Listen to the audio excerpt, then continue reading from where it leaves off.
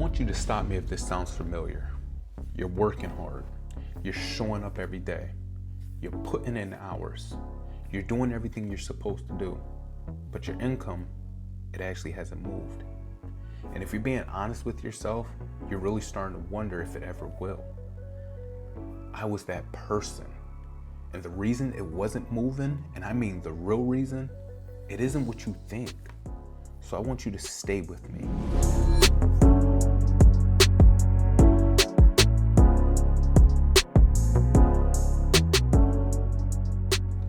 So for a long time, and I mean a real long time, I believed that if I just outworked everybody, eventually it was gonna pay off. And I would work myself to the point of exhaustion. Like I was grinding. I was doing everything that they basically tell you to do.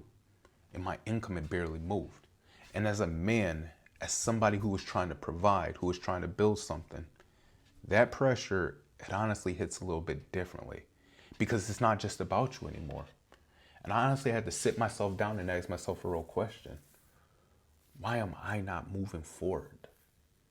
And the honest answer, it was hard to accept. It wasn't that I wasn't working hard enough. It was that I wasn't valuable enough. And I don't say that to be harsh, but I say it because nobody told me that. Nobody sat me down and actually said, hey, Tyrone, hard work, it's only the floor. It's not the ceiling. But once I understood that, things, they basically started shifting.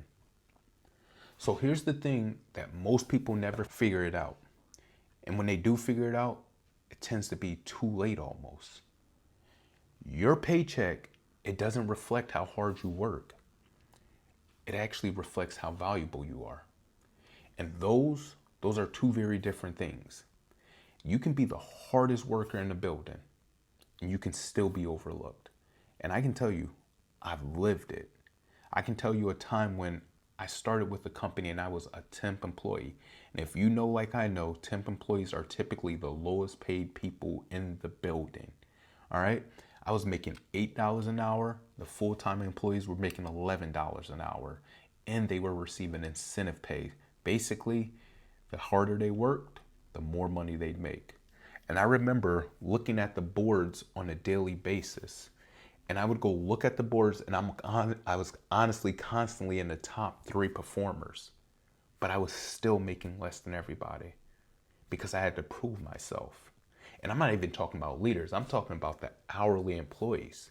Like when I say the top 3, I don't want to be arrogant, but I was number 1 constantly. Like it was rare that I wasn't. So when I say that, I say it because I've seen it. I mean, I've been it. But this is the thing. When you build real value, when you become somebody who that's hard to replace, everything basically changes. So for me, these are the 3 skills that actually changed my income. And these aren't theory. It's not stuff that I read somewhere. But these are things that I personally had to work on and develop. But once I did, it shifted everything for me. And I'll say this, skill number 1, for me, it's probably personable. It's personal the most. It's personal because I honestly had to work on it and I struggled at it for the longest. I struggled at it in grade school, middle school, high school, struggled at it in relationships, struggled at it when I went off to college. And if I'm just being transparent, I've still struggled at it. I've only started to improve at it. And that's communication. All right.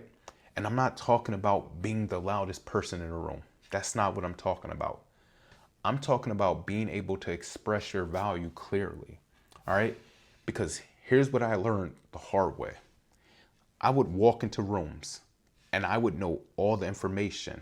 Like I would genuinely know everything better than the other people in the room because I'm a hard worker. I got to know it. But because of how I carried myself, because I wasn't communicating with confidence, people would look right past me. And that cost me. It cost me in promotions. It cost me in opportunities. And basically, it's how people perceive me professionally. Men who can communicate well, They lead better. They negotiate better. They interview better. And here's the hard truth.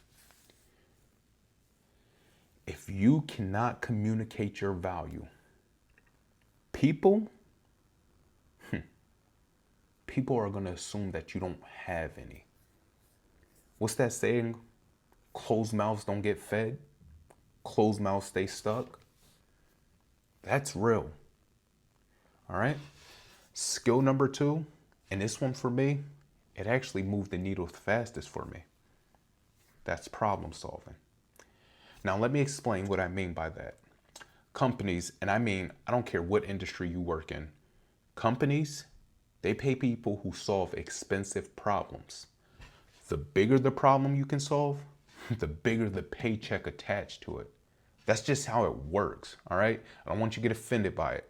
But you work on a little problem, you're gonna make a little change. You work on a big problem, it's gonna be bigger, the reward is gonna be bigger, all right?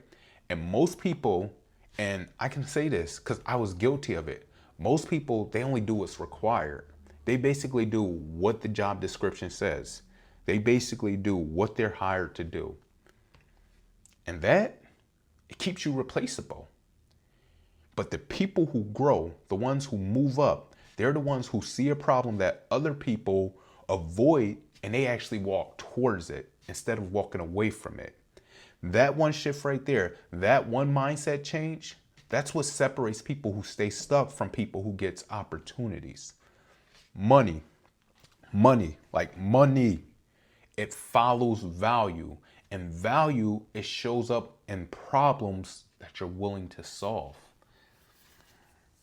Skill number 3, it's discipline. And I want to be careful with how I talk about this because I think discipline in society nowadays, it actually gets oversimplified. People say, just be disciplined like it's a switch of a flip, right? Like, no, it's not a flip of a switch anymore. It's not. For me, discipline is something I had to build slowly over time. Because the truth is, most people don't fail because they don't have talent. They fail because they stop too early. All right. I'm reading a book right now, Think and Grow Rich. And in the book, there's this nephew and an uncle who are gold diggers. They're digging for gold, not gold diggers, but they're digging for gold. All right. It talks about this story in the book, and they're digging for gold. And right before they strike, they give up. And then they sell their machinery. But the person who they sell it to, who isn't the smartest, but he says, hey, I'm going to go get some help from some engineers.